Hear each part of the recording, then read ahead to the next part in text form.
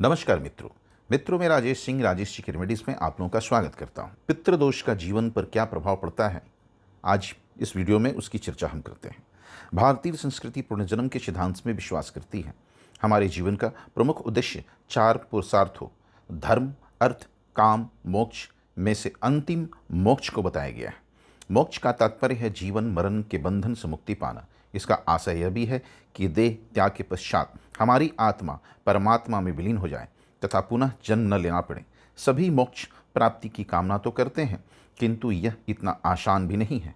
मनुष्य द्वारा किए गए प्रत्येक शुभाशुभ कर्म का शुभाशुभ फल अवश्य मिलता है। जब तक यह फल पूरी तरह से भोग नहीं लिए जाते, तब तक उसे बार बार जन्म लेना ही पड़ता है। पूर्ण जन्म की अवधारणा का आधार भी यही है। जब तक किए गए कर्मों के फल भोगने की प्रक्रिया चलती है, तब तक व्यक्ति की आत्मा जन्म मरण के चक्र में घूमती रहती है। जीवन के बाद प्रत्येक प्राणी अपने द्वारा जीवित रहते हुए किए गए शुभाशुभ कर्मों के फलस्वरूप विभिन्न योनि प्राप्त करते हैं। मनीषियों ने प्राणियों को दो प्रकार की गति मानी है।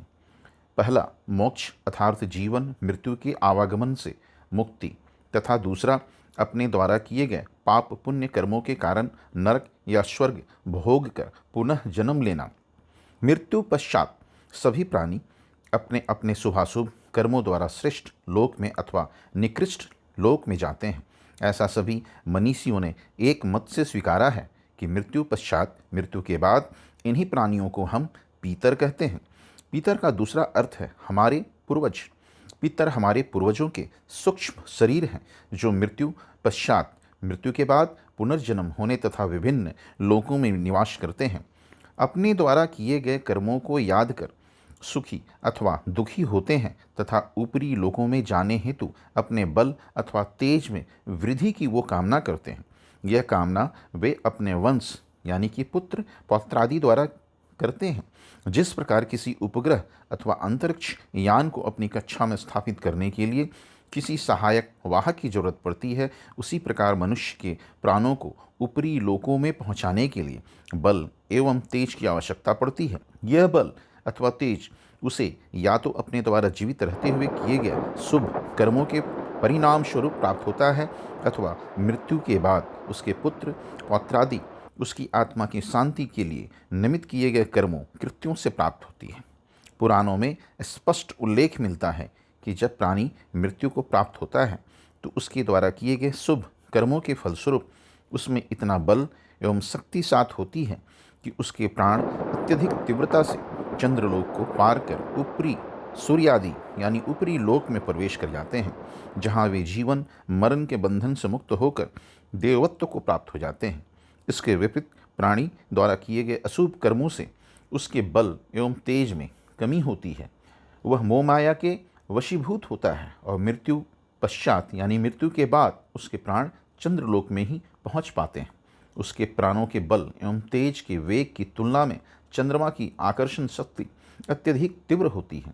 इस कारण वह चंद्रलोक में उलझ कर ही पुनः पुनः जन्म लेता रहता है। यही पीतर कहलाते हैं। कुछ लोग इन्हें पितृ भी कहते हैं। यह पीतर अपने वंशजों से यह कामना करते हैं कि वे उनके बल एवं तेजस में वृद्धि हेतु उनके निमित्त श्राद्ध इत्यादि करे। ऐसी मान्यता है कि श्राद्ध पक्ष, जो कि आश्विन कृष्ण पक्ष की प्रतिपदा से अमावस्या तक होता है, में धर्मराज समस्त पितरों को मुक्त कर देते हैं, जो अपने अपने वंशजों द्वारा किए गए जल खीर घी शहद आदि श्रद्धारूपी पदार्थों को सूक्ष्म शरीर ग्रहण करके बल प्राप्त करते हैं, जिससे वे अपने गंतव्य पर पहुंच सके। श्राद्ध पक्ष से सूर्य दक्षिणायन होते हैं तथा कन्या राशि में स्थित होते हैं। पृथ्वी के निकट होने के कारण उनको दिए गए पदार्थों के अंश सहज भाव से पितरों तक पहुंच जाते हैं। आश्विन मास में चंद्रमा अन्य मासों की तुलना में पृथ्वी के अत्यधिक निकट होता है। वह अपनी आकर्षण शक्ति से पृथ्वीवासियों को विशेष रूप से प्रभावित करता है। इन दिनों में पितरों के निमित्त किया गया श्राद्ध सहज रूप से ही उन्हें प्राप्त हो जाता है। इससे वे शांत व प्रसन्न होकर वंशजों को आशीर्वाद देते हैं। श्राद्ध को ही पीतर यज्ञ के नाम से भी जाना जाता है। देवताओं की प्रसन्नता हेतु देय वस्तुएं हविष्य अथवा हव्य कहलाती है। हवन शब्द ही इसी से बना है। पितरों की प्रसन्नता हेतु दिया गया पदार्थ अन्न इत्यादि कव्य कहलाता है। देवताओं हेतु सभी कार्य प्रातःकाल पूर्वाभिमुख होकर पूरब की ओर मुख करके तथा पितरों हेतु सभी कार्य मध्याह्न में दक्षिणाभिमुख यानी कि दक्षिण की ओर मुख होकर करने चाहिए। कभी कभी जब इन पितरों की उपेक्षा की जाती है अथवा इनके निमित्त श्राद्ध कर्म नहीं किए जाते अथवा जीते जी बड़े बुजुर्गों का अनादर अपमान किया जाता है तो अत्यंत दुखी होकर ये दुराशीष भी देते। वे अपने अपमान उपेक्षा अथवा किसी पापकर्म के फलस्वरूप रुष्ट हो जाते हैं।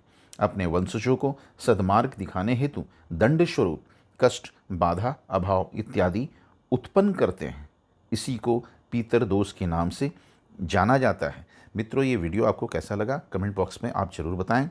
इसी के साथ मैं आपसे विदा लेता हूँ। जय मां चामुंडे, जय महाकाल।